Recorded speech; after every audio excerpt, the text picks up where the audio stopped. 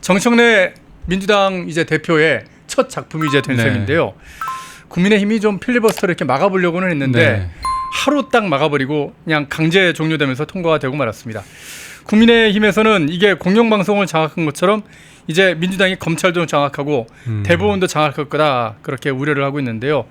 이제 공영방송 장악법 뭐 이제 통과가 됐으니까 이제 우리 매일 저녁 9시 되면은 땡 명뉴스 이런 거 보게 되는 건가요?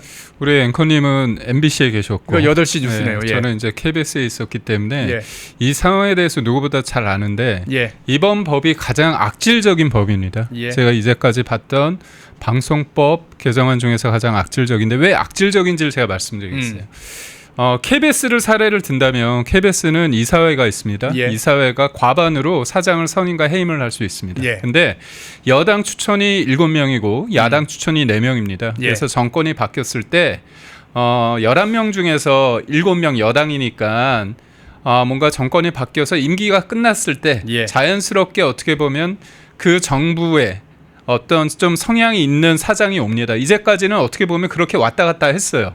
그런데 문재인 정부 때는 뭐냐면 사장 임기가 끝나기 전에 다 쫓아낸 거거든요. 그게 문제였어요. 그게 문제였습니다. 예. 그러니까 이제까지 이 방송법에 있어서 여당 추천이 7이고 야당 추천이 4명이 있어서 네. 과반으로 한 부분이 문제가 없었는데 문재인 정부 때 MBC 사장도 그렇고 KBS 사장도 본인들의 입맛에 안 맞는다고 해서 임기가 끝나지 않았는데 쫓아냈습니다. 예. 그래서 KBS 같은 경우는 이사를 막 달달 볶아가지고 우리가 잘 아는 강규영 이사 나중에 다 저희 법적 소송을 통해서 하겠죠. 이겼습니다. 예. 예. 그리고 해고 무효 소송 해가지고 이겼고요. 그 다음에 고대영 KBS 사장도 쫓겨났는데 다 이게 무효 소송에서 이겼습니다. 예. 근데 문제는 뭡니까? 이렇게 포괄적으로 쫓아낸 다음에 시간이 지나서 그 법정에서 이겨도 끝난 거예요. 이미 다 뭐 해임됐고 새로운 사장이 지금 들어와 앉아 있지 않습니까? 네. 그런데 예. 지금의 민주당이 얼마나 뻔뻔하냐면 윤석열 정부 때는 임기가 다 끝나서 당연히 임기가 끝났으니까 교체를 해야 되잖아요. 예. 그런데 MBC는 어떻게 했느냐? MBC의 최대 주주인 박문진의 그 구성원들 임기가 끝났거든요. 예. 그런데 그 사람들 새로운 이사들을 임명하지 못하도록 방통위를 작사를 냈습니다. 방통위원장을 수시로 갈아치웠죠. 그래서 탄핵을 20여 차례 했는데 그 중에서 방통위원장 관련해서 탄핵 관련된 분이 4명이에요. 예.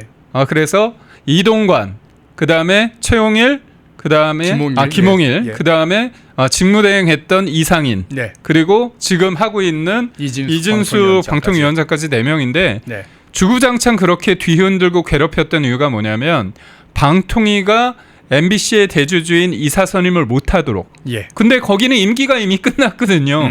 임기가 끝났는데 그걸 못하도록 한 겁니다. 그러니까 결국 나라가 어떻게 되든 방통위가 어떻게 되든 상관없이 MBC 사장을 본인들이 원하는 사장을 계속 유지시키기 위해서 그렇게 국가기관을 사실상 무력화시킨 거잖아요. 그런데 이번에는 법을 만드는데 어떻게 만드느냐. 이번에는 그냥 공영방송 장악법이 아니라 영구가 들어갑니다. 영구. forever. 왜 그러냐. 제가 말씀드렸잖아요. 여당 야당일 때, 그러니까 소위 말해서 정권을 바꿨을 때 곧바로 바꾸는 거는 무리수가 있기 때문에 예. 임기가 끝났다면 그 정부에 대해서 일정 부분 영향을 주는 부분에 대해서 너무 노골적이지 않은 부분.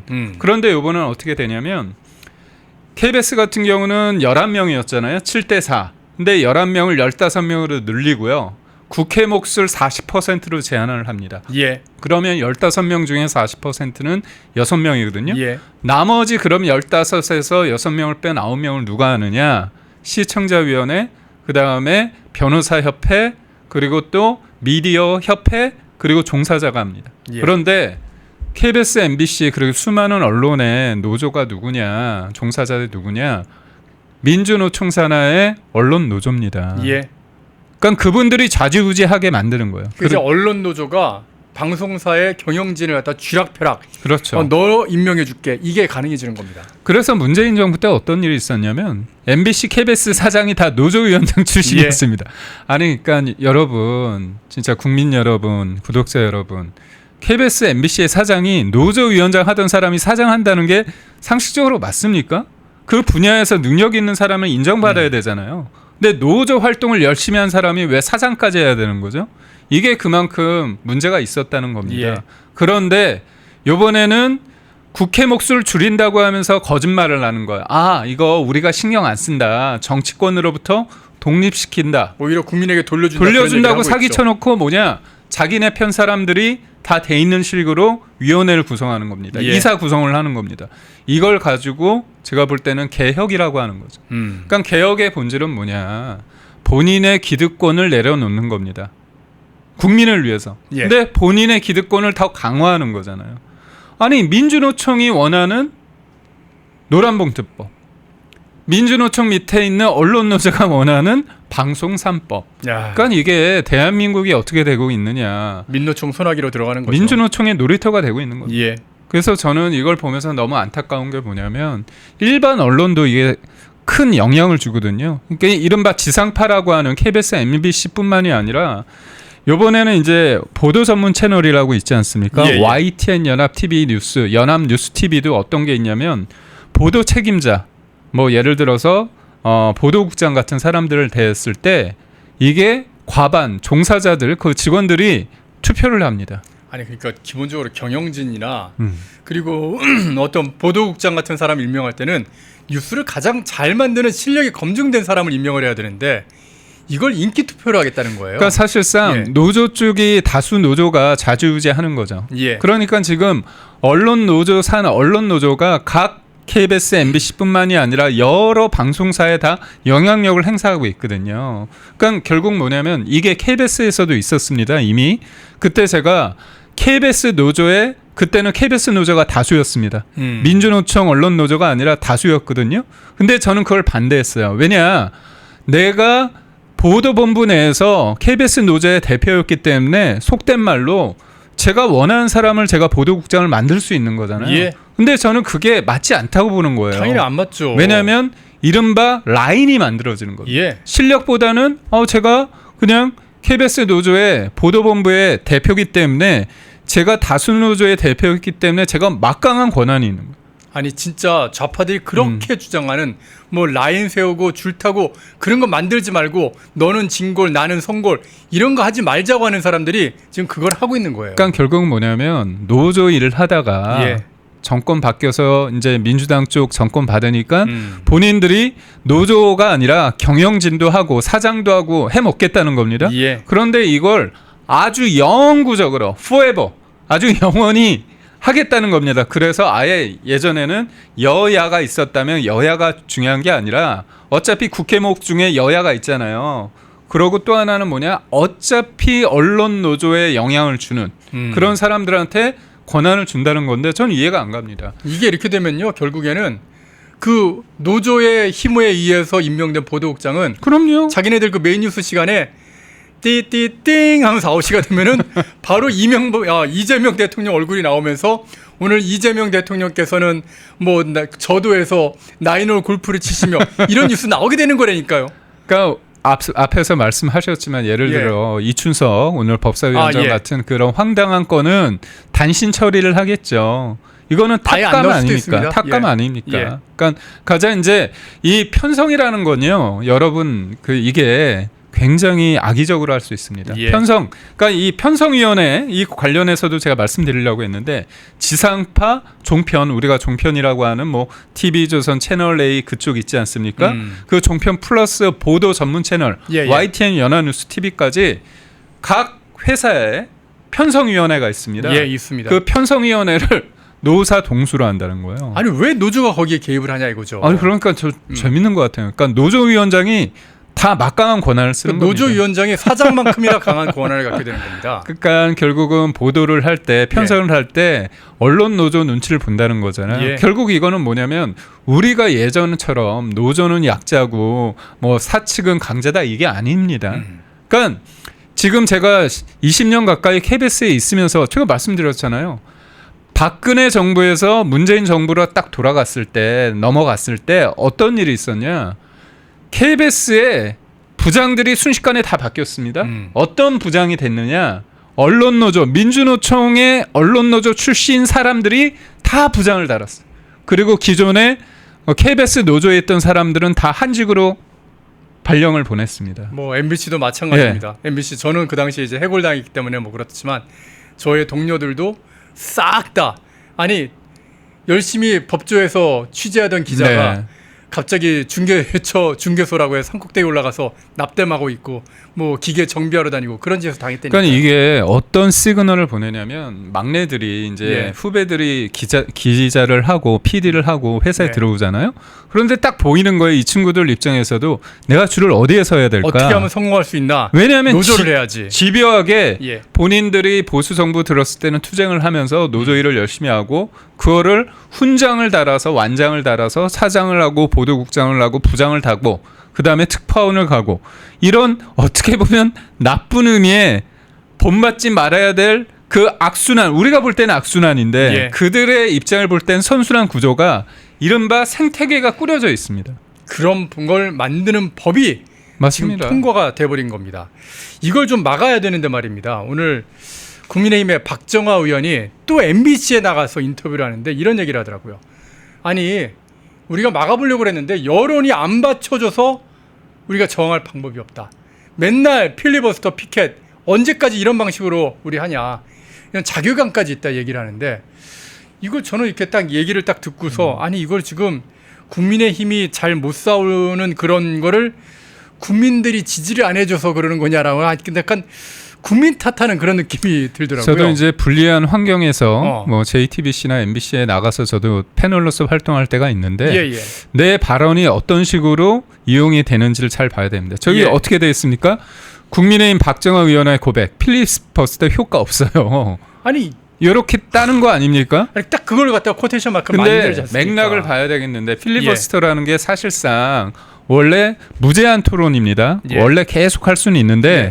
지금 의석수가 너무나 적기 때문에 회기를 쪼개요. 그래서 회기가 끝나면 필리버스터도 끝나게끔 예, 예. 그렇게 돼 있어서 지금 무기력한 건 맞는데 네. 제가 볼 때 이거를 우리 국민들이 야 국민의힘 너 무기력해 이렇게 비판하는 것과 싸워야 될 주체로서 국민의힘 의원께서 예. 저기 나가서 아 우리 필리버스터 효과가 없어요 어쩔 수 없어요 이렇게 얘기는 하면 안 되고요. 제가 저기 들어간다면 방송법 3법에 대해서 그쪽은 개혁이라고 얘기를 하고 이게 굉장히 국민한테 돌려준다고 하는데 예. 이게 왜 아닌지 제가 여기 처음부터 와가지고 이게 단순한 장악 공영방송 장악이 아니라 수식어가 하나 더 생겼다는 거잖아. forever 영구라는 거고 이거는 뭐냐면 물적 토대가 만들어졌다는 그러니까 거예요. 그런 거를 싸우는 걸 하셔야죠. 거기 가서. 잘 싸울 수 있는 분을 갖다 국회에 넣어가지고 좀 당선을 시켜서 그래가지고서 국회에서 좀 싸울 수 있게끔 만들어줘야지. 맨날 보면은 우리가 다 아는 싸울 줄 아는 분들만 몇 명만 싸우고 다른 분들이 안 싸우니까 지금 문제가 되는 거 아닙니까? 그러니까 저는 뭐냐면 예. 우리가 그러니까 이른바 이제 진보 쪽 사람들이 잘하는 게 두 가지가 있습니다. 뻔뻔함을 잘하고 예. 두 번째는 프레임을 잘하습니다. 프레임. 예, 프레임 잘 세워. 잘 보십시오. 지금 국민의힘 전당대회 하는데 뭐 가지고 계속 얘기를 합니까? 계속 뭐 윤석열 대통령과 뭐 친윤이냐 탈윤이냐 아니면 탄핵을 어떻게 할 그렇죠. 것이냐 뭐. 내란과 구급 프레임에 예. 그 안에서 갇혀 있는 겁니다. 그 노엄 촘스키가 그런 얘기를 했습니다. 프레임 안에서 싸우잖아요. 예. 100점 100패입니다. 예. 저는 이렇게 당당하게 얘기해야 돼요. 아니 너희 지금 우리 미래 세대의 돈을 끌어다가 국채 발행해가지고 돈 나눠줬는데 알고 보니까 우리 모르게 주식에서도 돈 뜯어내려고 하고 법인세 올리고 예. 뭡니까? 세금 약탈 정부입니다. 그러면서 돈은 지들 돈도 아니에요. 자기네 돈도 아니야. 세금이에요. 우리 국민들의 세금이고 예. 미래 세대 몫인데 그걸 가져다가 생세금 본인들이 내는 겁니다. 그럼 규정을 하는 거예요. 너희는 세금을 약탈하는 정부다. 그리고 지금 자꾸 내란 얘기하는데 우리 그럼 툭 까놓고 얘기해 보자. 아니 지금 핵 관련해 가지고 3시간짜리 계엄 미수잖아요. 계엄이 내란이다. 곧 이 부분에 대해서는 지금 재판 과정에 있고 예. 무죄 추정의 원칙에 대해서 아닌데 그래 그렇다면 너희는 현실화된 그 핵이 있지 않냐? 그렇다면 이 핵이 개발되는 데 있어서 김대중과 노무현과 문재인 정부 때 주구장창 너희들이 얘기한 게 뭐냐? 핵은 핵 개발할 의지가 없다, 능력이 없다 얘기를 하고 자위적이다 그리고 비핵화 의지가 있다고 했는데 지금 우리한테 가장 현실적인 핵이잖아요. 그렇다면 이거는 뭐냐? 너희들 민주당이 사실상 북한의 핵을 만드는 데 있어서 개발하는 데 있어서 너희 공범이다. 묵인을 하거나 방조를 하거나 공범이 된다. 그렇다면 이것처럼 적을 이롭게 하는 이적 행위가 어디 있습니까? 그럼 너희 이적 행위에 대해서 너희도 위헌장난해야 된다. 이런 얘기도 하고 헌법 반헌법적이고 사법부를 뒤흔들고 대법원장을 끌어다가 탄핵을 시키겠다. 그리고 특검을 하겠다. 이렇게 운운하는 거. 그리고 특검에서 기각을 하니까 어떻게 합니까? 겁박하고 특별 재판부를 만든다고 해서 지금의 사법부를 뒤흔들고 헌법을 유린하는 너희가 내란이다. 그러니까요. 싸워야 되는 겁니다. 아니, 그러니까 그런 걸 싸움을 하시는데 뭐 박정화 의원이 펜앤마이크도 예전에 많이 출연하시고 말씀 잘하는 걸 알지만 방송에 이용당하는 거 잘 모르잖아요. 어떤 식으로 이 언론사에서 편집을 해서 이런 식으로 자신의 워딩을 갖다가 악용을 하는지 모르면 그러면 옆에 있는 이 김기용 대변인 같이 방송 잘하는 이런 분들 MBC에는 앞으로 전담의 김기용 대변인 내보낼 거야. 뭐 이런 식으로 국민의힘도 좀 머리를 쓰란 말입니다. 근데 실은 제가 그 모 민주당 대변인과 한번 그 출연을 해서 했는데 그게 120만 뷰가 나왔습니다. 조회수가. 그래서 제가 이거 너무 잘 나와서 이거 뭔가 MBC가 편집을 해서 내가 불리한 내용인가 딱 봤는데 댓글이 저희 쪽에 호의적인 거예요. 근데 그 이후로 저를 안 부르네. 아, MBC가 그렇다니까요. 제가 제 친정이었던 MBC를 욕하는 게 MBC 이미 편향돼 가지고요. 자기들한테 불리할 것 같으면요. 그러면 그 패널을 안 불러버리는 거예요. 지금 그런 짓을 하고 있기 때문에 문제입니다. 그러니까 오히려 박정호 의원이나 국민의힘의 의원들이 자기를 띄우기 위해서 뭐 MBC에서 불러주니까 조회수 많이 나오니까 무조건 갈 게 아니라 저기에 갔을 때 누가 효과적일 건지 내가 어떻게 악용당할 수가 있는지 그런 걸 좀 계산하시면서 전략적으로 좀 움직이시라 이런 말입니다. 자, 어쨌든 지금 송원석 국민의힘 원내대표 같은 경우에는 지금 이번 방송상법 같은 경우에 이게 진짜 최악의 법이다. 공영방송을 소멸시키는 그런 법이고, 그리고 이제 땡명 뉴스가 이제 시작되는 법이고, 헌법상의 이 언론의 자유를 침해하는 그런 법이기 때문에 뭐 위헌 심판도 하고 좀 위헌 법률 심판 청구하겠다 이런 얘기를 하고 있는데, 그런데 이것도 좀 저는 전략적으로 좀 실패인 것처럼 느껴지는 게 이미 이재명 대통령이 헌법재판소 소장부터 헌법재판관들을 싹 다 바꾸는 그런 상황이잖아요. 이거 괜히 헌법재판소에서도 인정해 준 거야, 위헌 아니야, 이런 식으로 나올까 봐. 맞습니다. 제가 볼 때 그 헌재 구성을 봤을 때 받아들일 가능성이 없거든요. 없죠. 그렇다면 앵커께서 말씀하신 것처럼 방송 3법에 여러 가지 문제가 있는데 참 안타까운 게 제가 말씀드린 거 보면 턱도 없는 법이잖아요. 아, 민주당과 이른바 진보 쪽이 본인들한테 입맛에 맞는 사장과 경영진을 구축하기 위해서 아예 물적 토대를 확실하게 만들기 위해서 이렇게 지배구조를 단단히 하기 위해서 법을 만들었구나. 영구 집권법을 만들었구나 이렇게 생각을 하는데, 근데 이걸 법을 만들 때 과정이나 그런 형식적인 절차는 지키잖아요. 그러니까 이게 법이 문제는 겁니다. 이 법이 무섭다는 게 뭐냐면 막말로 히틀러도 표를 통해 가지고 이게 다수결에 의해서 되는 맞습니다. 거예요. 그래서 제가 드리고 싶은 말이 뭐냐면 다수의 폭정입니다. 이게 우리가 대선이든 총선이든 지방선거에서 누군가 좀 부족하고 누군가 밉다는 이유로, 아니면 우리가 정확히 판단을 못해서 분위기에 휩쓸려 가지고 내가 투표를 안 하고 도리어 속아서 누군가를 투표를 했을 때 나오는 결과물. 그리고 대한민국은 여하튼 법이라는 어떤 입법이란 과정을 통해서 시스템적으로 돌아가기 때문에 법을 통해서, 법에 의해서 누군가의 그 다수라는 그 폭정을 통해서 만들어진 이 법, 그러니까 소위 말해서 법 하나가 잘못되면 우리가 그 이후부터는 그 법 테두리 안에서 그 안에서 논쟁을 벌일 수밖에 없다는 거죠. 그래서 우리가 이 단순히 입법부라는 것이 저들이 어떤 생각을 하느냐 이렇게 그냥 보는 게 아니라 실질적으로 우리의 모든 것들을 규정할 수 있다는 거죠. 그리고 제가 앞서 말씀드린 것처럼 프레임 전쟁이라는 게 어떠냐, 언어를 통제하면 생각을 통제하고 생각을 통제하면 행동을 통제하는 겁니다. 가능하죠. 그래서 우리가 자꾸 저들이 내란이다, 극우다 이런 프레임 속에서 우리가 그 안에서 너가 내란이고 나는 아니고, 너가 극우고 난 아니다 이렇게 되는 거예요. 그럼 저들 입장에서는 얼마나 행복하겠습니까? 전당대회도 그래서 말을 쓰면 안 들을 수가 없는 게 왜 이렇게 뭐 나는 친윤 뭐 반윤 그런 얘기하다가 이제는 또 뭐 친길 나는 반길 비길 뭐 왜들 그렇게 프레임 안에서 노는 걸 좋아하시는지 모르겠어요. 그러니까 저는 예. 그겁니다.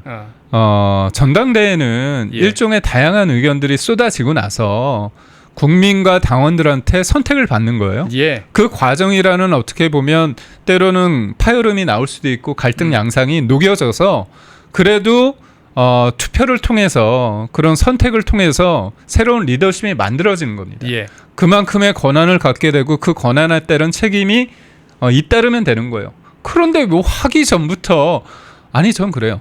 너가 뭔데 왜 우리들에 대해서 누군가에 대해서 그렇게 편하게 규정을 하냐 이거죠. 전 하나 말씀드리고 싶어요.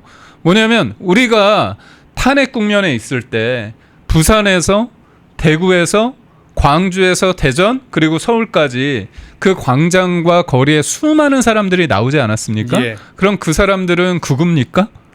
그래 그 사람이 단순히 윤석열 전 대통령 한 사람을 지키고자 그런 것도 아니잖아요. 예.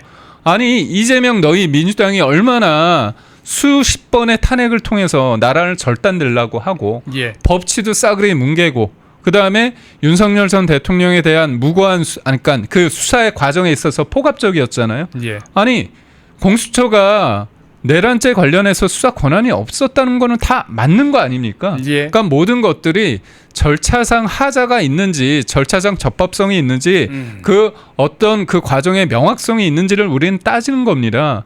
그렇기 때문에 그 모였던 사람들은 다양한 의견이 있는 거예요. 그럼에도 불구하고 지금 끝나고 나서 그때 상황에 대해서 그거는 극우적인 것처럼 몰아간다. 그렇다면 우리가 민주당이 우리를 규정할 때 너무 쉬운 게 있습니다. 야 너희 내부에서도 서로 극우라며. 그래서 너희 극우야. 너희 내부적도 내란이라며. 그래서 너희 내란이야. 이게 지금 비너스님께서 굉장히 중요한 얘기를 지금 해주고 계신데 언론이 그런 프레임을 자꾸 만들고 있다 그 얘기를 좀 하고 계시거든요. 그래서 언론이 중요한 겁니다. 맞습니다. 여러분. 지금 국회의원들이 그런 걸 안 하고 싶은데 국회의원들이 참 여론에 약하지 않습니까? 어차피 그게 다음번 자기가 선거할 때 표가 되기 때문에 여론이 약한데 어차피 이렇게 해도 지금 이 지경에까지 국힘이 내려온 상황에서 그 언론에 그렇게 휘둘려서 안 되고요. 그래서 국민의힘 의원들이 지금 뭐 언론에서 자꾸 무슨 뭐 친길이니 반길이니 뭐 친윤이 반이니 그런 얘기 쓰는 거에 오히려 항의를 하고 그런 얘기 하지 말라고 오히려 언론하고 얘기를 하시고 그런 걸 제대로 보도하지 않는 언론은 좀 멀리 하시란 말입니다. 언론사 기자들이요. 한쪽 얘기만 가지고서 기사 못 씁니다. 절대 못 씁니다. 예, 그렇게 기사 자꾸 쓰면요, 제대로 된 언론사라면 굉장히 부담스러운 상황이 벌어집니다. 그리고 나서 어떻게든지 균형을 좀 맞춰보려고 노력할 수밖에 없거든요. 조금 좀 이번 전당대회 하실 때 그런 지금 김기영 대변인께서 지적하신 그런 내용들 좀 받아들이셔가지고 제발 프레임으로부터 좀 빠져나오고 자꾸 프레이밍을 씌우려고 하는 그런 언론사하고는요 함부로 인터뷰하는 거 진짜 좀 전략적으로 좀 하셨으면 좋겠습니다. 펜앤마이크에서 추천하는 영상도 보고 가세요. 다른 영상도 즐기시려면 구독 버튼을 꼭 눌러주세요.